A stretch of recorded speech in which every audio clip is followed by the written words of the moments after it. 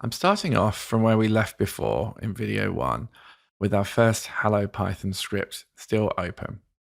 If I hit the Control and Enter keys at the same time, the script is executed as we saw before, and the output of the simple print statement is shown in the results window of GMS. If I want to run any routines that are outside of the standard Miniconda installation, I need to customize the Python environment by installing some external packages.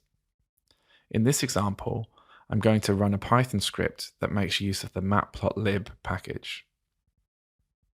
Digital micrograph can remain open while the Python environment is modified, but it's helpful to minimize the application to create some screen space. Open a Windows command prompt and make sure to run as an admin.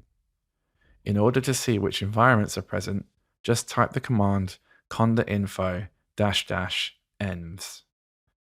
I want to make changes to the GMS virtual Python environment, so I activate this environment by typing activate followed by the environment name. To check what packages are already installed, run the command conda list.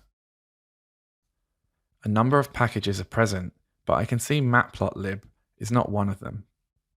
To install, I just use the command pip install followed by the package name. So, pip install matplotlib. Once I have verified matplotlib has installed successfully, I can just go back to GMS and run Python code that makes use of the new library. Here's a more complex Python script that was prepared earlier. For digital micrograph Python scripts using matplotlib, lines 3 and 4 are typically needed for the script to execute successfully.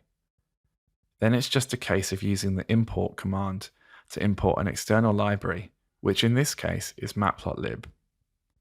I'll just go ahead and execute this script. The output is an animated figure drawn using matplotlib.